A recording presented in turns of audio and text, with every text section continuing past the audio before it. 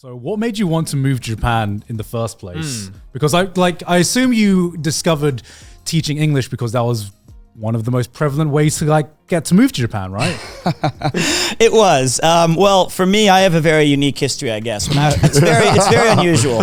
When I was 19, I was in college. Right. I had to think about that. Yeah. And I was taking a Japanese lesson because I just had seen some Japanese movies that I thought were cool, and I was like, that sounds cool. Battle Royale was still really popular, and Akira Kurosawa films with my buddies, and of course, video games.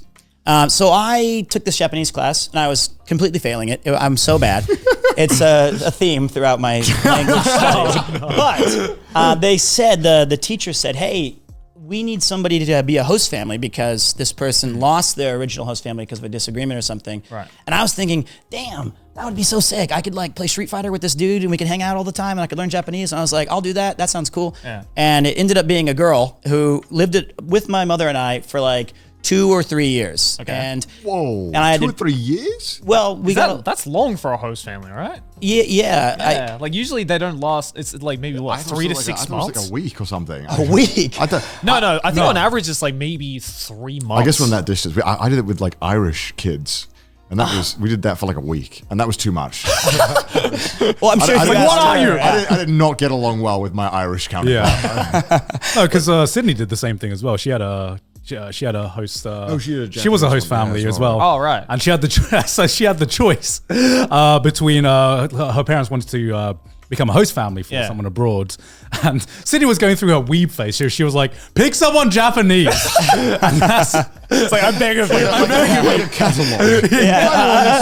This one looks nice. This one, the Japanese one, please. Well, I'm thankful that she didn't have a catalog, or I would have never come to Japan because I don't think she would have chose me. But my mom was, my sister had just moved out, and so it was kind of cool because I was living in the basement like any normal American boy. As you do, and of course, and then she took my sister's old room upstairs, and so I think it was a bit longer. Even when I went to college in a different city, she stayed at the house and stuff. Wow. But she said, your family's been so kind to me. Why don't I introduce you to my family and you visit Japan? So I was 20, 21, and she lived in Yokohama, which is a really nice place to visit.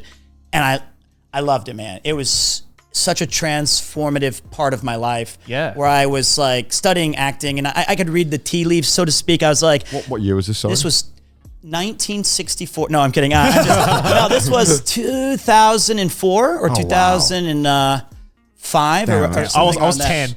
This was so different from now. Well, yes, it was. Well, that was when Akihabara was still the electric city. That's what I'm talking about. Yeah. Because when I went to Akihabara, it was insane. When I was growing up, Akihabara was a place of legend. Yeah. Every video game magazines that EGM or Game Players or PSM, Tips and Tricks, they would have a correspondent from Akihabara talking about the sites and the games and the arcades. Must be so cool. It was there was 3 maid cafes as opposed to now where there's 300 maid cafes. You went there and it was the hobby town. So anyway, I had a great experience, and I said, if acting doesn't work out, I will come to Japan someday again. So I visited 2 more times, and then at 26, I'd finally got my college degree, a little later than some would say. But I made the move, and that's where I started, in Niigata, which is on the west coast of Japan. But that's why I was interested in coming for sure. Okay, so did you go through the JET program like everyone else? I applied, and that sounds lame. I made it to the interview phase, but I graduated in winter as opposed to spring or summer, most students. Yeah. And their interviews are in late fall. So they said, you've made it to the interview phase, but it would take about 9 more months to have. Oh, shit. So I was like, okay, I'll put that in my back pocket, but I'll check out newsletters or online sources. And if I can find a opportunity, we'll see how it works. And mine was marketed as beautiful beach town in the western coast of Japan. And I was like, let's fucking go. Really? And, what's your source? This wasn't with Jet. This was with it was the Hart Corporation. And what the fuck's that? We don't know yet. I think it may have not even been a real company, but they. Just a dude in his basement. Actually, when you arrived, it was crazy, right? Well, man, it was such a mess. So I got hired the day before the earthquake. Oh shit! Oh my God! Then the plane and the moving was pretty rapid from there, and so I was trying to contact this source, but not be because they were in it It was like it was in Ibaraki, was where their head office was, which was kind of close enough to the earthquake. Yeah. Right. And I was messaging him. I was like, do I have a job? But don't answer me unless you can, or It's not about me. It's not about me. it's not, like I just was trying to figure out what am I doing. And he was like, yes, come to Japan. And I was like, I don't have a visa or anything. He's like, we'll sort it later. And I was like, that's a red flag. That's a red flag. red flag, no way, let's go. So you answered, you were like, tool. So when I got there, I was on a tourist visa, and I showed up, and I took a bus by myself to Ibaraki, and it was still struggling from the earthquake. And we went into basically a basement, and there was still manila folders and files all over the floor. And the guy was just, the definition of an expat who has been in the teaching game too long. Right. He was just like, okay, everyone, you're going to, and I was like, you got that? And he's like, yeah. And I was like, okay, sure. And we had a 2-day training. It was bad. It was really, and so we had 2 days of training. Most of it was centered around, this is a sad thing. It was, don't be inappropriate to the children, which is... And I was like, yeah, I kind of figured that part out of my head. You never got to tell me, bro. We needed a course for that? What was the... Well, it was like 7 of the 8 hours was examples of what not to do. Like what? For example, okay. Don't show pornography. I was like, okay. Wow, thank you for telling me. I had that one on my bingo sheet. Well, the Italian Senate could never. Fuck. Yeah. It's like, all right, I'll delete the fucking Final Fantasy VII Italians, porn. I guess you're out of there now. I was like, well, 3 terabytes gone. There it went. The next one may surprise you. You're not supposed to date students.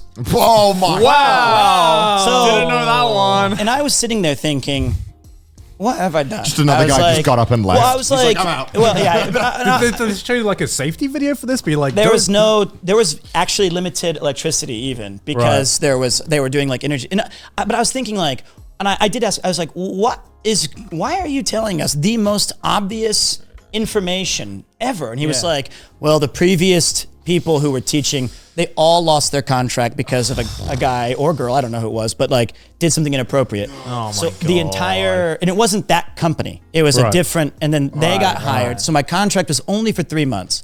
So we were the replacements, and I guess they were very eager not to have something happen. Any problems? Yeah. But I was like, okay, well, what about the actual like teaching part? I don't have any experience. Do I need any of that? And he's like, you'll be fine. And I was like, well, how many schools do I have? Like, just is it a high school? He's like, you have 7. And I was like, what? That's what I said.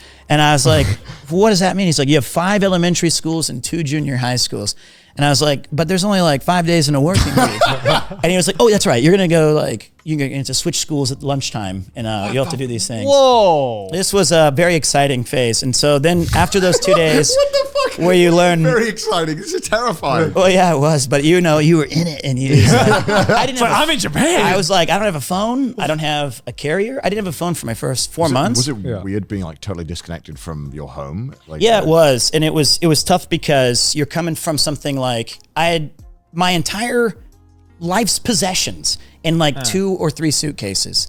And imagine, you weebs with your toys and your pillows and your whatever the fuck you weebs carry. Yeah, whatever you guys have, your I don't know, clothing, and then you have to consolidate all of that down into 2 suitcases, right? I did that when I moved here. Oh, well then that's not as cool as it made it sound then. So, It was mainly You PCs. weaved yeah, your toys. mainly PCs. PCs. Yeah. I didn't have a computer. I didn't have okay. anything. Right. The iPhone 3S had just come out to put this in perspective. There are probably some kids watching this that are like, the what? The what? Yeah, I know, it's so bad, and I'm so old. But it's cool though. But they gave me a car, and they put a washing machine in the back, and they said, just drive like 8 hours that way. And I was like, what do you mean? Wait. They gave you a car? Yeah, I had to have a car because my classes were, Joetsu, where I was staying, is not a walkable I mean, once you're city. outside of Tokyo, you need a you car. can't. I know, but like, they just told you where to- did this car come from? Don't you need a lot of documents? I'm sure you do need them, but we're just It was hoping, like, so I just found a car on the side of the road. I keyed it. Hotwired it. He's like, go, Yeah. go. It's like, go, get it now. You found this company through Google, right? it was actually a Not thing. like Craigslist or some shit like that. That's the name. No, I'm kidding. It was actually Alibaba. similar. It was called Ohio Sensei, and it was a monthly newsletter that they would send out that had listings of opportunities. Okay. And 95% of them were, if you're in Japan, Here is what we can do. Right. But there was like one that was like, we'll hire anyone. And I was like, that's me. I can do that.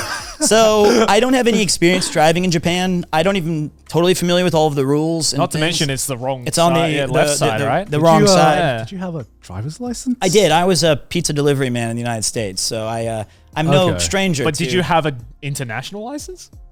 Wait a minute. No, I'm kidding. I did. I had Okay. But Just making those, sure, for yeah. Americans, those only last a year, and then you can't. Yeah. That's So- everyone, yeah. Oh, is that right? Okay. Yeah. Well, after that, do you guys have to take the test? If you get a, Yeah, you gotta- We don't have to take a test for the UK, but in Japan, they US, you have to do Yeah, the we other got to do the side, whole yeah. thing. Yeah, in Japan, if you move here because you're a resident, you're only, for the first year you're allowed to use an international driving license, and then after that you're not allowed to use it Yeah. because Yeah. you're a So resident. you either have to get a Japanese driver's license or you have to convert your current license wherever To a the country is Japanese to a one. Japanese one. Okay. Yeah. Well, I had that piece of Yeah. paper, and Yeah, then yeah. I drove west or wherever it was, and then I finally, after about 11 or 12 hours, I hit of the driving, coastline. I hit the coastline, and then I had to go south because I overshot it. But like, I got there, and it was kind of crazy because there was 6 other teachers with me, and we were meeting in like literally a basement, and it even kind of reminds me of like a cinematic thing with like the swinging Flickering lamp, light, and yeah. it was like very low light, and like you'd see people's faces for like 2 seconds. It's like a mafia film. It really was, and people are smoking in there, and I was late,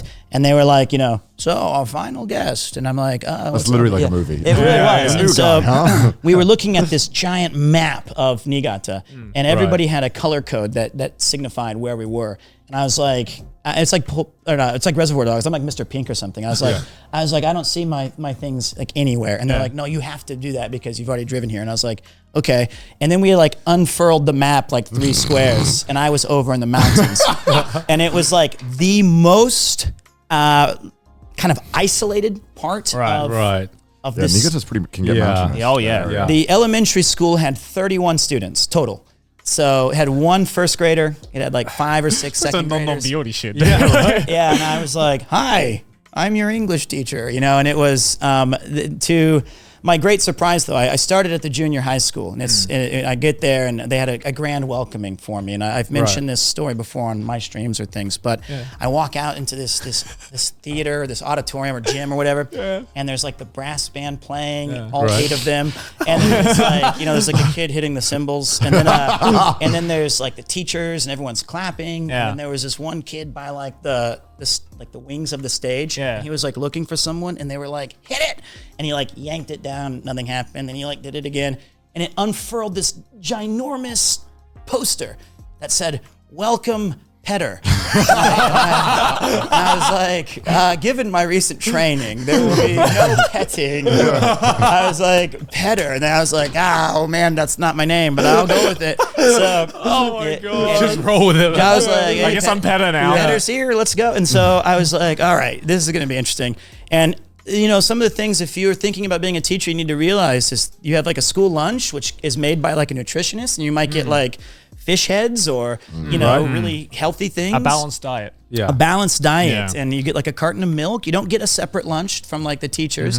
So it's very, and you got to eat with the kids a lot of the time. Yeah. You go to different classes, and you're like sitting in, and you're like, okay, I'm too fat for this shit. And you're like, hey kids, how you doing? And you're like, and you don't know how to use chopsticks maybe, or, there's a lot of things you don't know. You're really thrown in the deep end. Culture Yeah. differences, yeah. And so for me, I had to do a lot of farming and agriculture work. Because you're in the mountains? Because I'm in the mountains. Right. So I had to teach them like the names of animals they may slaughter or raise, I guess, or animal husbandry, or like equipment, or, and then they were like, well, it's time for you to go out to the fields and plant some rice, or, we're going to do hard backbreaking labor. And they're like, what? It's actually shocking the amount of like schools that still do that to this day. Yes. I mean, I lived in the mountains, they still do that. What kind of stuff we're talking? So for the Undokai, which is the sports festival, we planted our own rice so that by the harvest time we could enjoy the fruits of our labor. I guess that's kind of cool. It's kinda but cool. also- Oh, that's cool. It's also because like a lot of these like kids that grow up in these kinds of environments, they end up working in Yeah, makes farms sense. Yeah. anyway, or they go to like high schools that are like agriculture based, or like colleges that are agriculture based. So they're just like, well, let's implant this knowledge into them while they're young, because they're probably going to end up in that occupation anyway.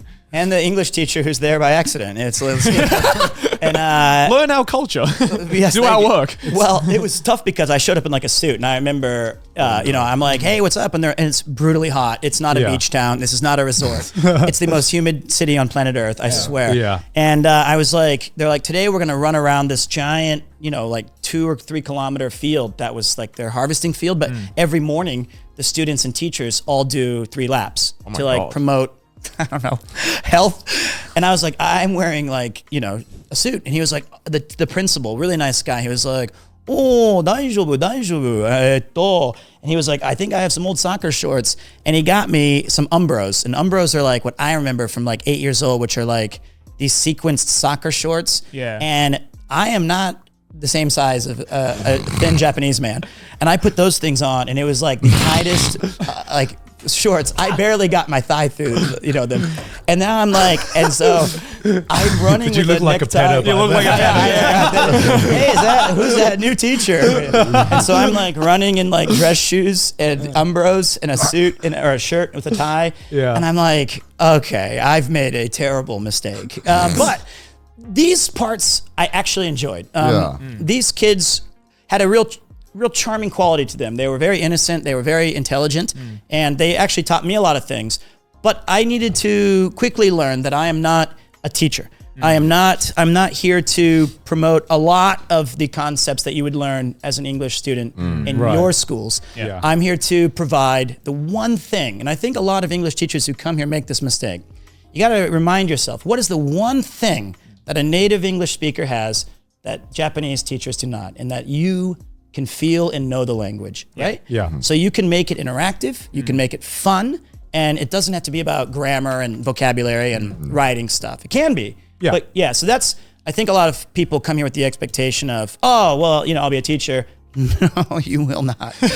You will be planting rice in gym shorts, or you will be welcomed with banners that say Petter, or driving to new places. But I think it has gotten better the last 10 years, certainly since when I showed up. I hope so. You'd hope so. I really hope so. It's become a lot more mainstream, that's for sure. Yeah. It certainly has. And but even then, I'd say English teaching was a massive industry, even probably bigger than it is now due to some changes that they've made with the way eikaiwas work. So do you want me to continue this? Yeah. No, it's super fascinating. I'm so sorry. Because I've never heard the entire process from I've never beginning heard to of end. Yeah.